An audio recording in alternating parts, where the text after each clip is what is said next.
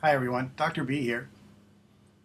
Earlier this semester or in previous psych classes or studies that you've had, you learned about a very famous case study of a man named Phineas Gage, the railroad worker who had the iron tamping rod shot through his forehead back in the 1850s, and what we learned about the frontal lobe as a result of that bizarre accident. Uh, Another extremely famous case study, even perhaps more well known than Phineas Gage, is a mysterious man usually known only as patient HM. HM, back in when he was a young man in his 20s, perhaps as old as some of you, had a severe case of epilepsy, and a brash young surgeon named William Scoville decided to give him a very radical surgical procedure in an attempt to try to relieve those severe seizures that he was suffering. So he took a hand wooden drill and drilled a couple of small holes in Henry's forehead and reached in with essentially some stainless steel um, spatulas of some sort and swished around and destroyed two prominent areas of his brain. This resulted in a profound memory loss of a peculiar kind in this young man, and um, he lived well into his 80s, and in fact, a few days ago his um, would have been his 87th birthday. This is a picture of him just, I think, a year or two before he died in the nursing home where he had to live, where he lived out the rest of his days, um, as largely as completely as a result of this surgery. So what Dr. Scoville destroyed were two structures uh, called the hippocampus, which are about the size of your thumbs, and he destroyed about 5 or 6 centimeters of this structure down in the base in the front of each temporal lobe. And as I said, it resulted in a profound memory loss. Now, HM, or soon after he died, we finally learned his name, Henry Mollison. By the way, Henry Mollison was in virtually every psychology textbook.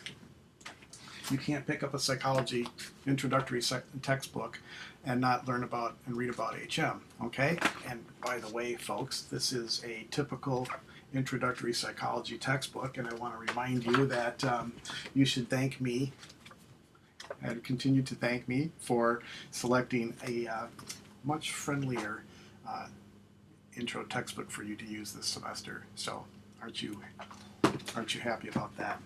Well, in your book and every intro psych book, including back in the dinosaur days when I took Introduction to Psychology, we learned about patient HM, this mysterious man with this profound memory disability. And part of me, always wondered who he was. And only after he died a few years ago did we learn his true identity, Henry Mollison. Well, again, they, after destroying the hippocampus and letting him heal up immediately upon recovery from that surgery, discovered that this now absence of the hippocampus led to a profound memory disruption. Now, Henry was able to remember his memories up until the days of the surgery were intact, and for the rest of his life he could remember everything fine prior to that event. But afterwards, he no longer could lay down any new long-term memories. Every moment was a new moment for him. As soon as his attention changed from one topic to another, that experience was gone and gone forever. And so we learned a lot about memory from him. We largely learned about the difference between what we call now short-term and long-term memory. We learned about the difference between declarative memories, which Henry lost completely, and procedural memories, which you'll see shortly were still intact. Two different types of memory.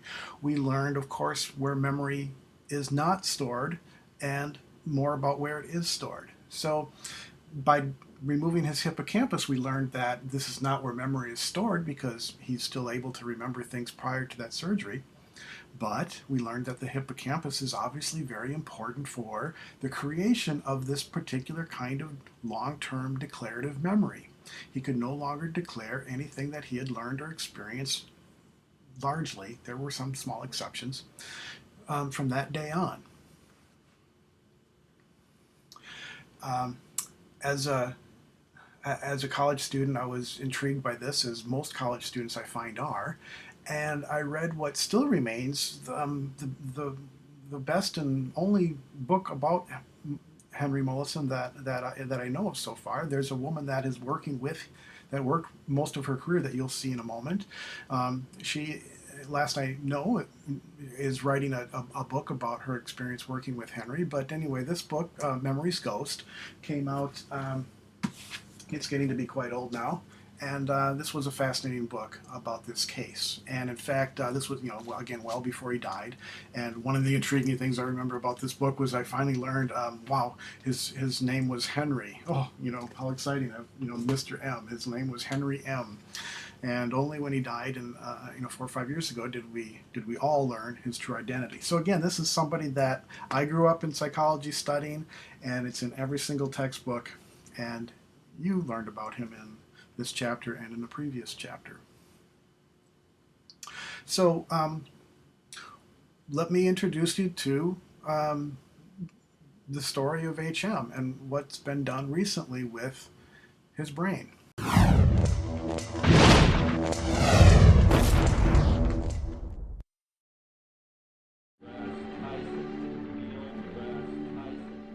Most of us hold in our minds memories of our lives so vivid that when we recall them, they seem real and indelible. They're an essential part of who we are. But as we explore the mechanics of the brain, we're starting to learn exactly what these memories are made of. And it turns out, a lot of it boils down to chemistry. As correspondent Chad Cohen reports, researchers are discovering the precise molecules that can create memories, as well as the molecules that can erase them forever.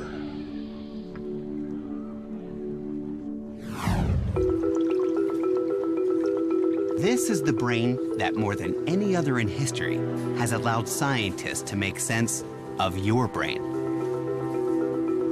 For 82 years, it resided in the head of a man named Henry Gustav Molaison, better known as HM.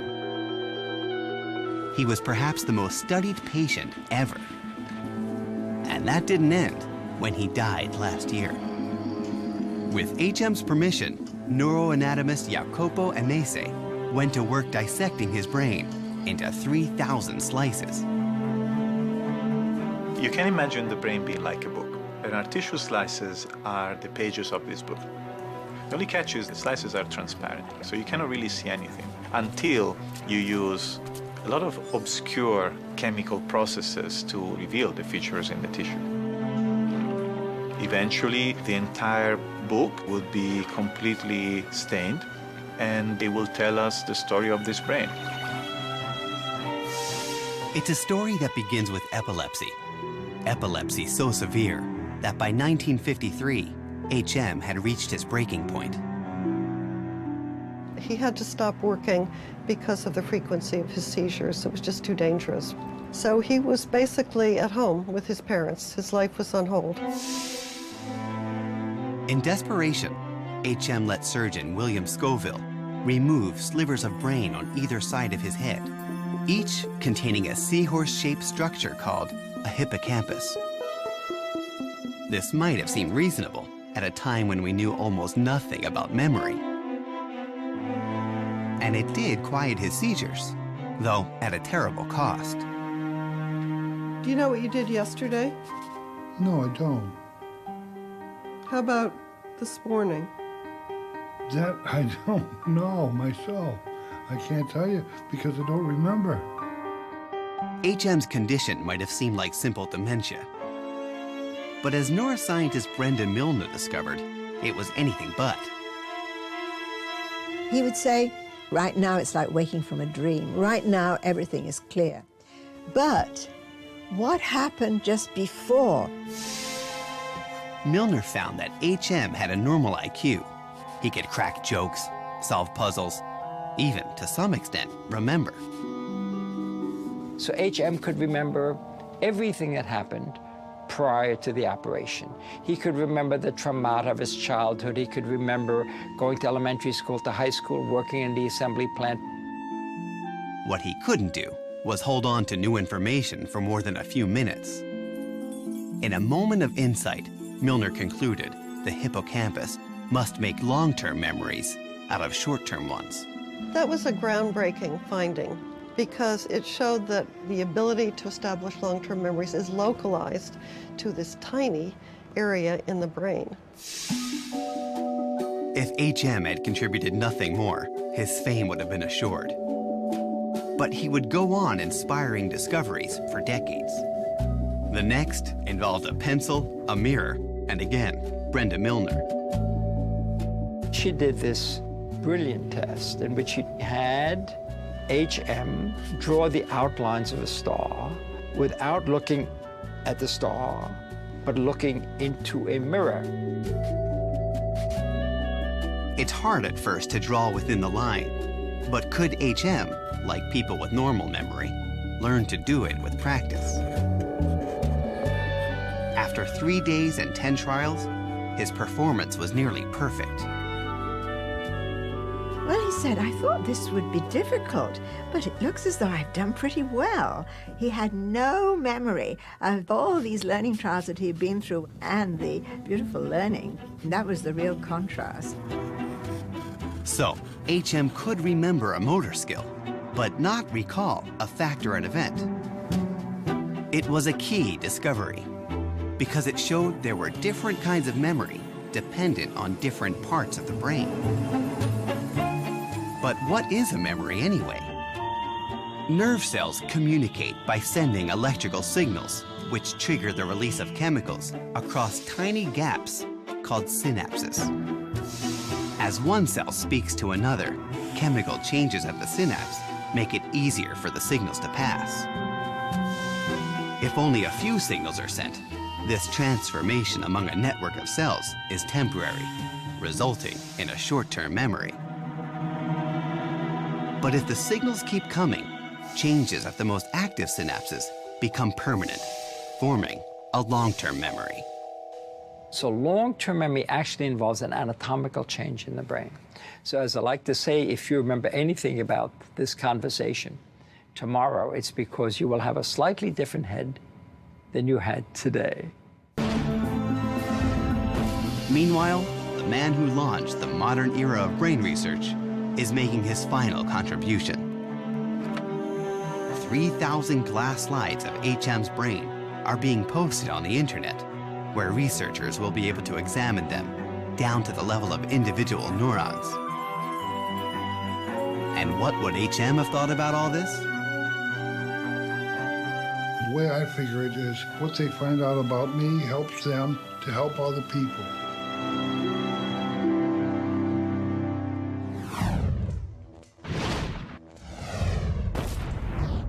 I know you must have found that very interesting. And you got a little bit of a taste for who HM was there. Now, as far as I know, there is no, I've never seen any actual footage of HM, of Henry. Just a few auditory clips that came out around the time that he died from this Dr. Corkin, who spent her whole career working with him and taking care of him, being his protector. And she's largely the reason why all of us didn't know who he was. She helped fiercely defend his and protect his identity, knowing full well that people would be both in and outside of psychology would be profoundly interested and have been profoundly interested in him and would have essentially harassed him. And she did a good job of taking care of him for the rest of his life. So anyway, this is an absolutely intriguing case, and I know you would like to know more about it. And so I want to play for you another clip now about a man who had a very similar kind of experience that HM had. EP is now 82.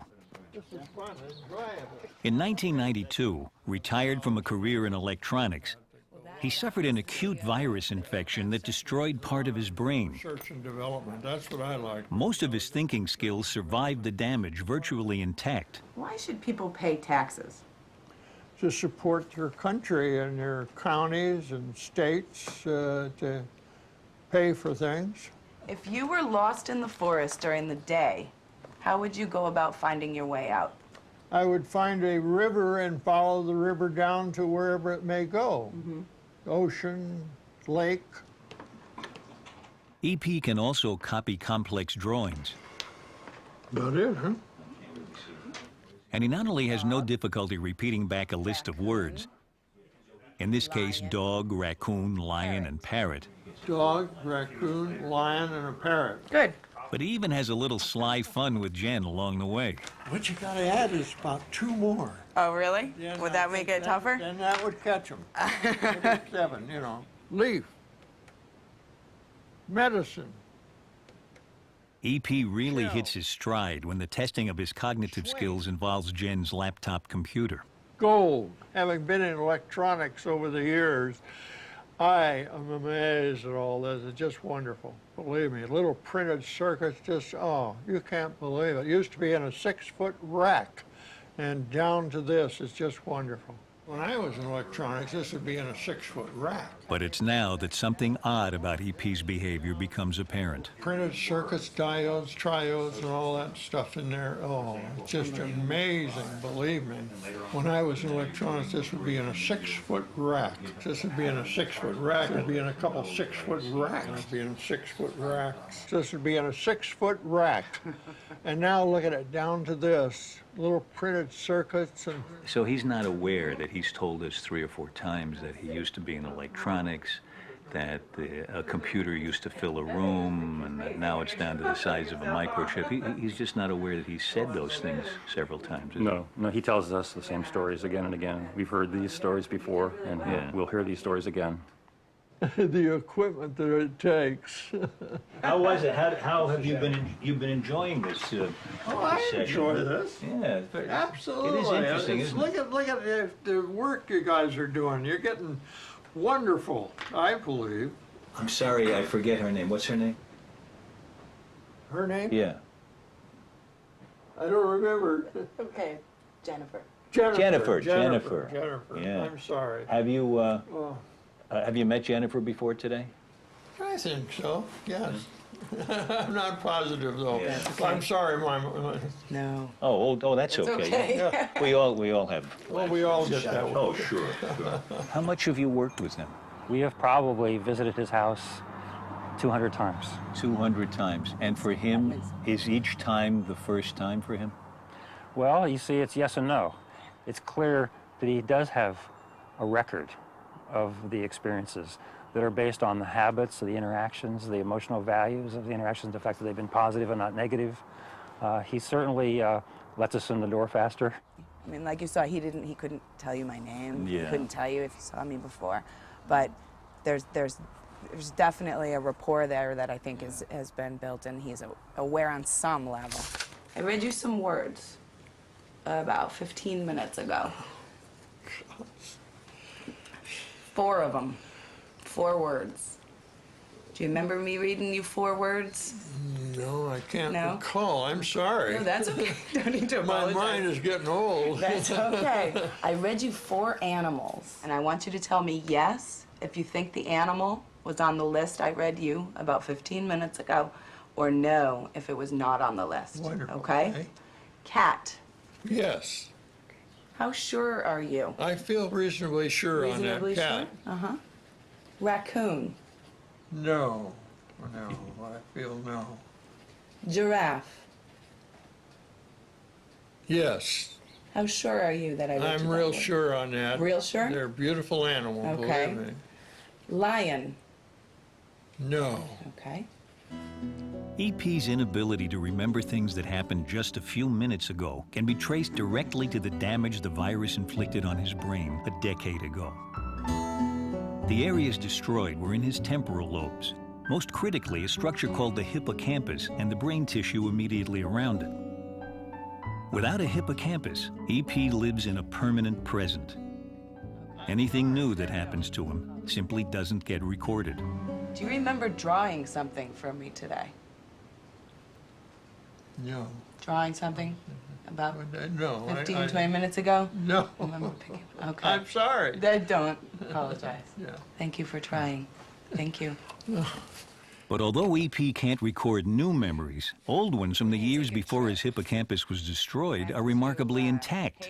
He grew up in Hayward, California. How about your house on Castro Valley Boulevard to the Hayward Theater? Do you remember where the Hayward Theater is? Yes, I would leave the house and turn to the right to A Street, down A Street to Castro Boulevard, and turn to the left, and it's in the middle of the block. Hayward. Okay, and if you didn't go down to A Street, if you instead took, you could take another street. What would you do? Center, Redwood Road. Okay. Redwood Road would run right into it. Unbelievable. How about the public library, Hayward Public Library, from your house? Be the same thing going down A Street, and then A, you have to go to the left to B, and it's on the corner. I don't He's got that map in his head. He can see all these streets. He used to ride his bicycle around. The last thing I want to talk to you about is the neighborhood that we're in now. Here. How about any of the streets around here? Can you tell me any of the street names in the neighborhood here? No, I cannot. That's hard. That's a tough one. Yeah. I'm sorry. No, you don't need to apologize. I know where Castro Valley Boulevard, but that's where I was born and raised. Absolutely. But right here, I have to say no, I'm sorry. No, I just live right here.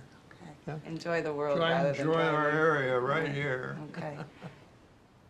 You seem to enjoy your life. Oh, I have. The enthusiastic help of amnesics like EP has pinpointed the hippocampus as crucial for recording new memories. Those places, it was just wonderful. At the same time, the fact that EP has vivid memories from years before his hippocampus was destroyed means the hippocampus can't be where they're permanently stored. We love it here.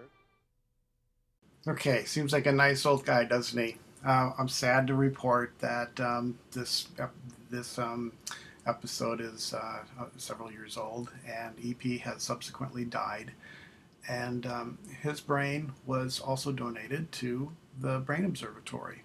And Dr. Annese also has dissected his brain, and it kind of was the precursor to HM. They to help develop the technique that they subsequently used on HM in their lab, they used EPs Brain. So the Brain Observatory has and continues to study and be able to now compare the brains of these two famous amnesics.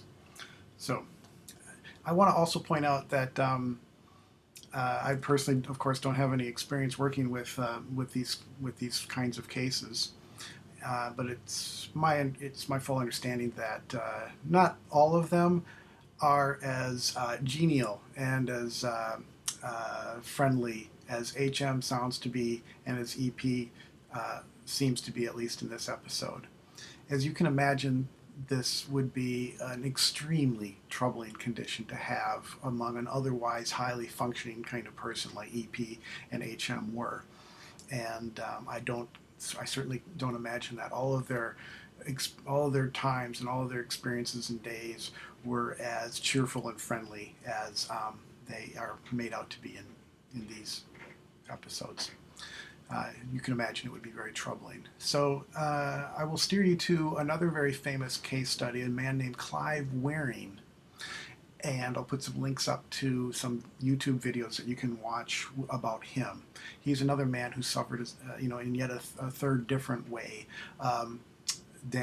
profound damage to his hippocampus. And you can find out what his life has been like. And as you'll see when you watch those, he, for the most part, lived a very, very frustrating time. Okay, this was not an easy condition. He was not necessarily a cheerful, sort of always tolerant kind of patient. He lived in pain and terror, and you can certainly imagine. And I think this is what grips us about cases like this. This is what grips us. Is so fascinating. The the seeming normality of these kind of cases, and oh my gosh, that could be me. What would it be like to have this? You can't help but think that as you watch this. I know you've been wondering, like, oh my God, what would it be like to have this? What would it be like any moment to now wake up, feel like you just woke up from a weird dream, and where am I? Who am I? What am I doing? How did I get here? You can imagine how profoundly terrifying and frustrating this must be, and it makes you it brings your humanity right to the forefront. How could this be? What would it be like? Very fearful kind of condition to not be able to remember. Not being able to remember is a very frustrating experience. Along the way here, you've met Dr. Jacopo Annese, and I'm happy and very proud to say he's become a very good friend of mine. And I want to say some more things about him and his remarkable work at the Brain Observatory. So,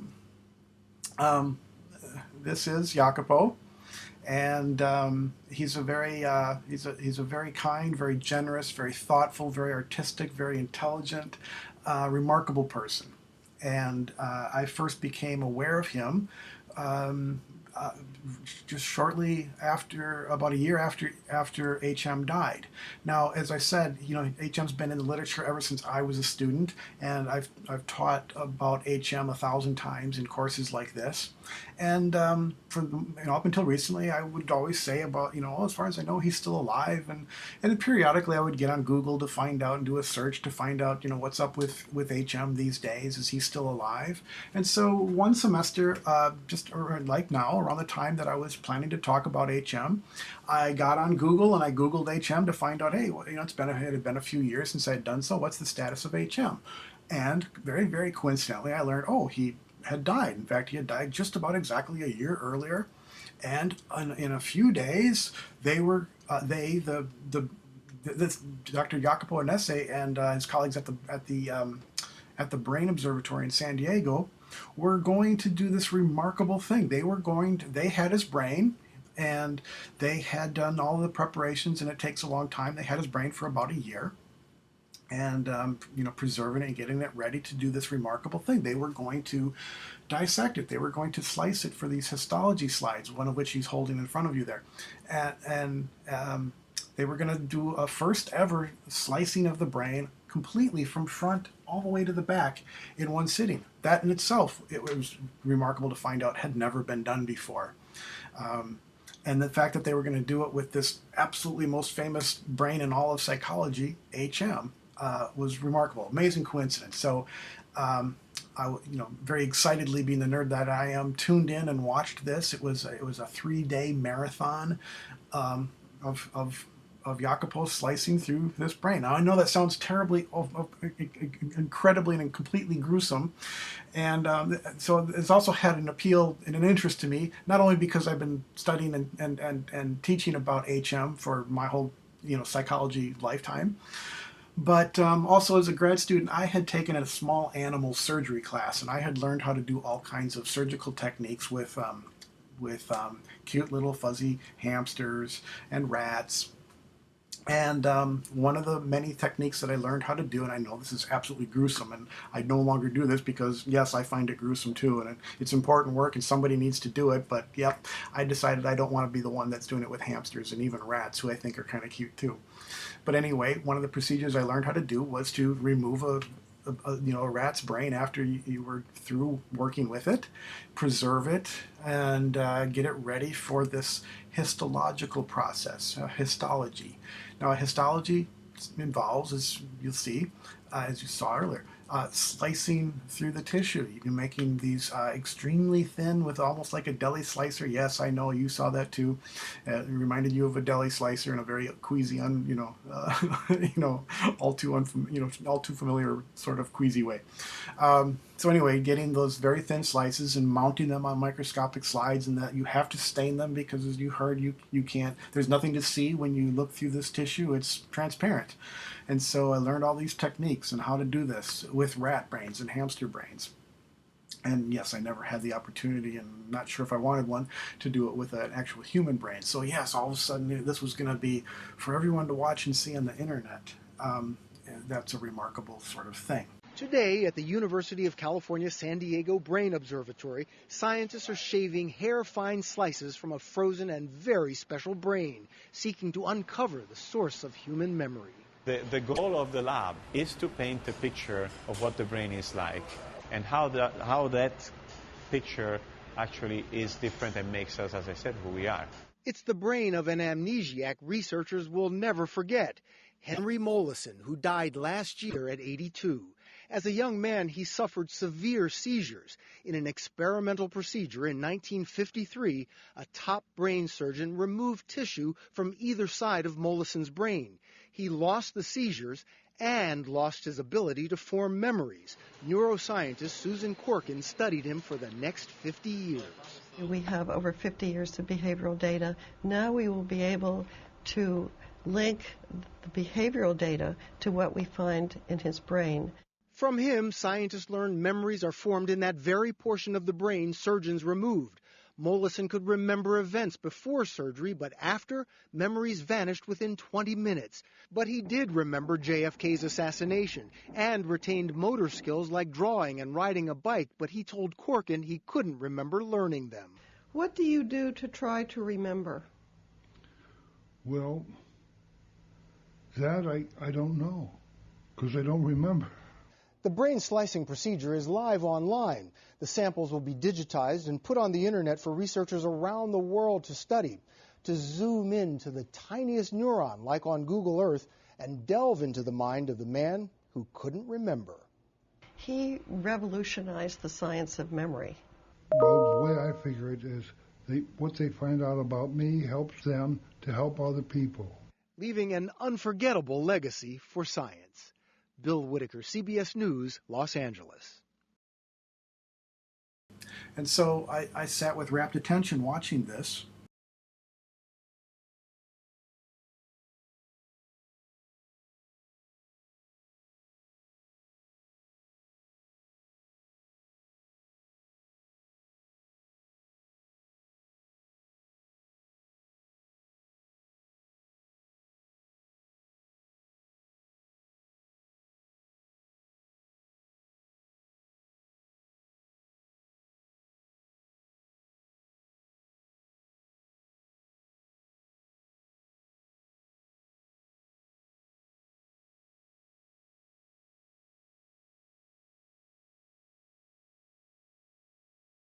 And so it reminded me of this famous event.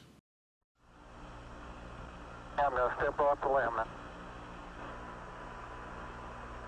That's one small step for man, one giant leap for mankind. I'm old, but I wasn't that old. You know, I was too young to remember this. It happened in my lifetime, man landing and walking on the moon. But I don't remember watching this on TV, okay? But as you can imagine, that must have caused just absolute shivers to watch that kind of thing as a human being watching another human land and walk on the moon. Remarkable. And the fact that, in these early black and white grainy days of, video and TV, you could watch this happening, this this scientific event unfold live for everyone to see was absolutely a startling, amazing thing.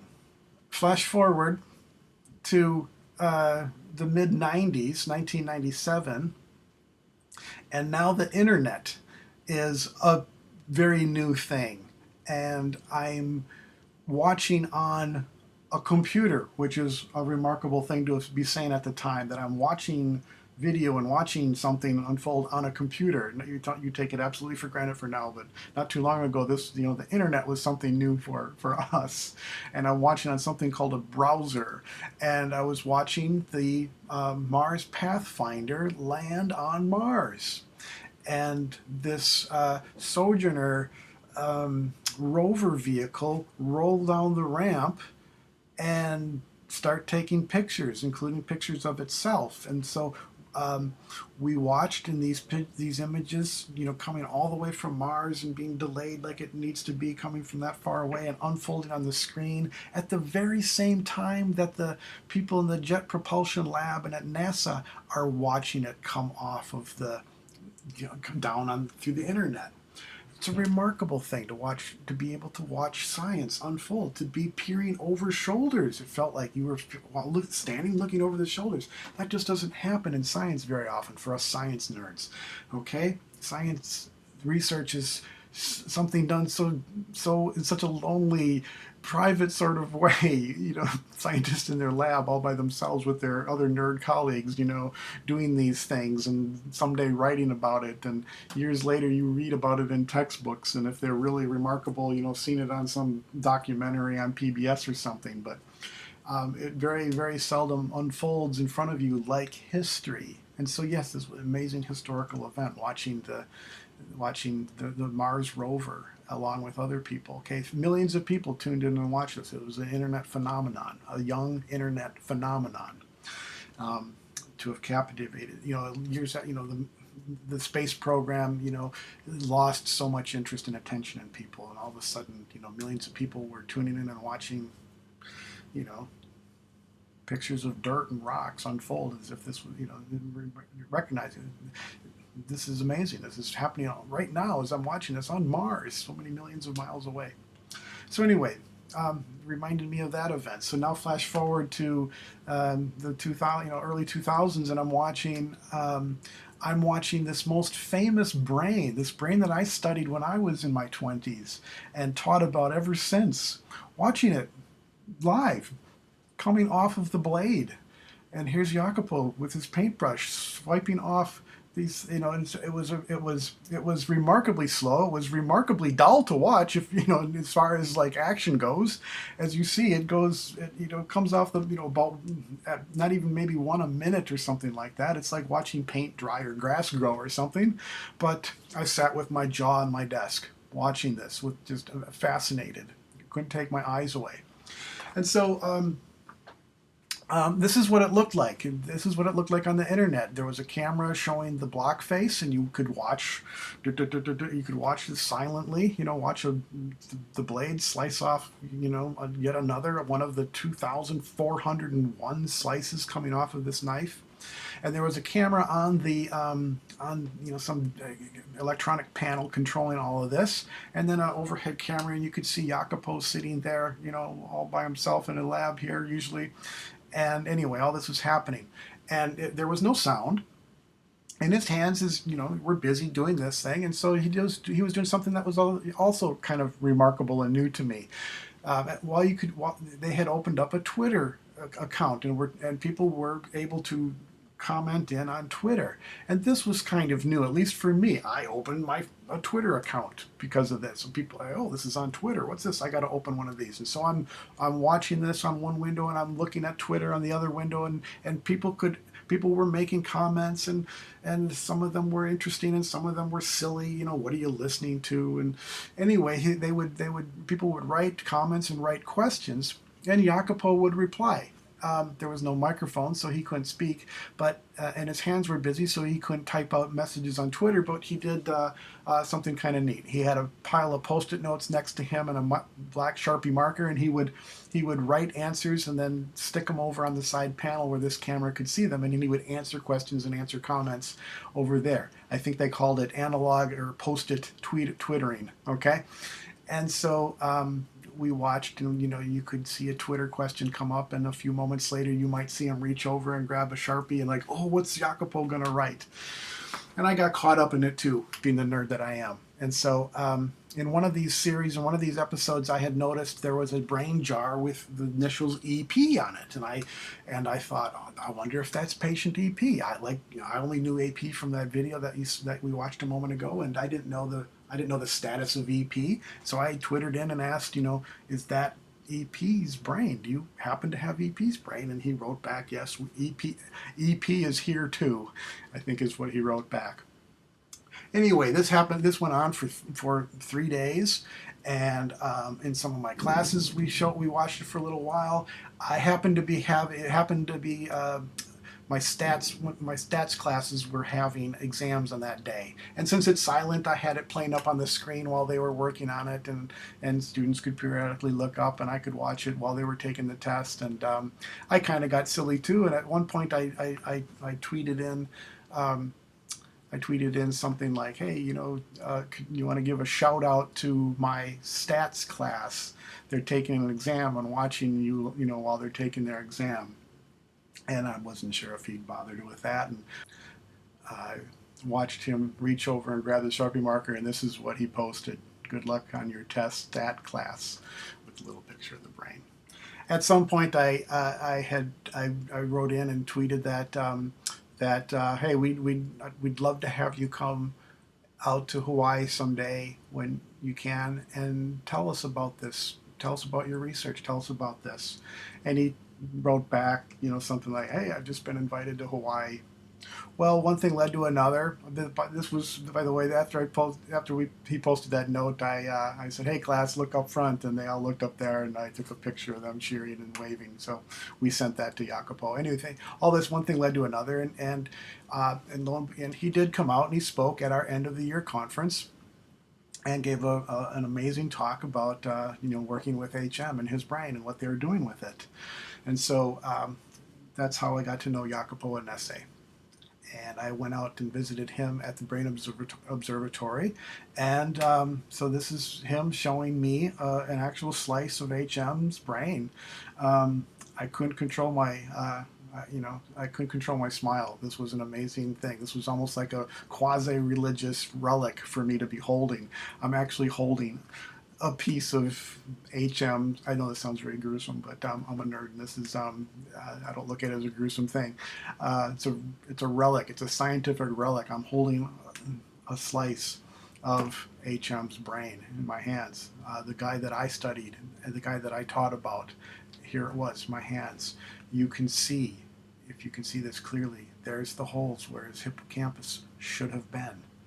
Remarkable, amazing thing. So I'm indebted to Jacopo. He's a fantastic guy, and I'm thrilled and honored to say that he is my friend. Remarkable man. This isn't the only project that he does. He has a remarkable lab, and one of his other big projects, even bigger than this HM business. HM is what he, it was his most famous thing. It was on all the news. It was in the media. He has an equally ambitious project going called the Brain Library.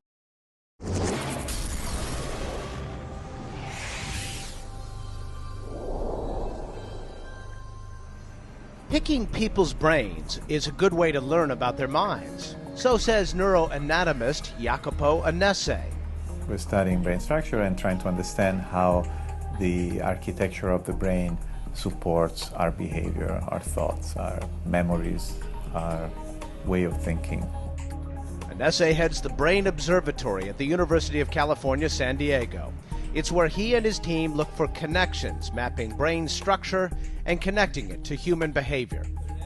He acquires donated brains and examines their physical characteristics. The brain is sliced into thin sections and serially, going from one tip, the frontal tip of the brain, to the back. A normal-sized brain produces about 3,000 slivers. Each one is placed on glass, stained, and is digitized. Eventually, each slice is digitally reassembled, creating a virtual 3D image of the brain.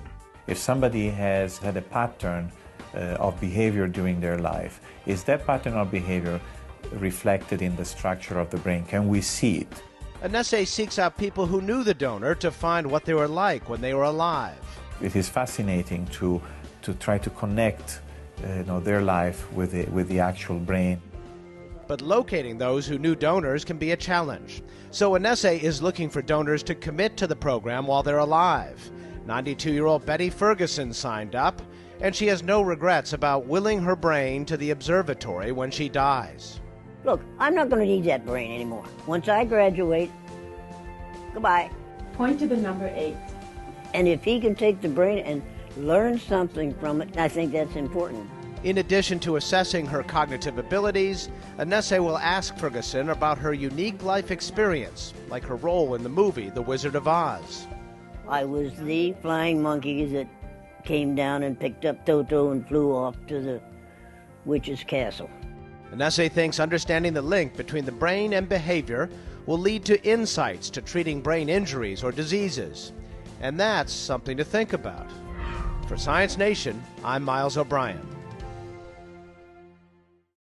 His goal is, he's in the middle of a 10-year plan to gather 1,000 brains. And not just the brains, but he's collecting all kinds of information. He wants, ideally, he wants to meet the donor beforehand while they're still alive, interview them, interview their family, their whatever, collect as much information and build a library so that not only, in addition to having, after they pass, to have this digital library of their brain dissected and scanned in high resolution for people, for researchers or whoever to pore through, but also be able to make the connections and the correlations between the brain and the tissue and the behavior and the life of the person. Okay, and he wants extraordinary people like HM. He got a little blip of notoriety because he had mentioned that he would love to have Donald Trump's brain. And that was all of a sudden the news, Brain Bank, wants Donald Trump's brain. He hadn't talked to Donald Trump. And anyway, and as you saw, as you'll see here, he wants ordinary people. And so it's a remarkable project, and he considers himself something of a librarian. He's collecting this information and putting it and making it available for researchers to pore through. He doesn't know what people will want and what they'll do with it. That's the remarkable thing about this. It will be there, a resource, just like a library. They don't know for sure what people will do with all of this information, but it's there and ready for people to use for whatever purpose. So it's a remarkable project. I'm very proud of it. Very proud of Jacopo, and I wish him the absolute best and success as he continues these amazing kinds of projects. Go to the website, the Brain Observatory, to learn more. Great website, highly artistic and highly informative, and he could use your support. Okay, these kinds of things need public. He needs grants, and he needs the public to donate. So you could make a donation if you find this work fascinating, interesting, and worthwhile, and he could use it. Okay, it's a smaller operation than it might seem. He's on a shoestring budget and magically making it work out, and always on the brink of. Sounds like always on the brink of disaster. So help them out, support them, support the Brain Observatory, become a fan of theirs on Facebook. All right. So I know that you found some of this interesting. HM in that case has been fascinating students for generations. So now you know a lot more about patient HM and his new home, the Brain Observatory, where he will be living for a hopefully long, long time to come. So, thank you for your attention. Hope you enjoyed it. See you next time. The way I figure it is, what they find out about me helps them to help other people.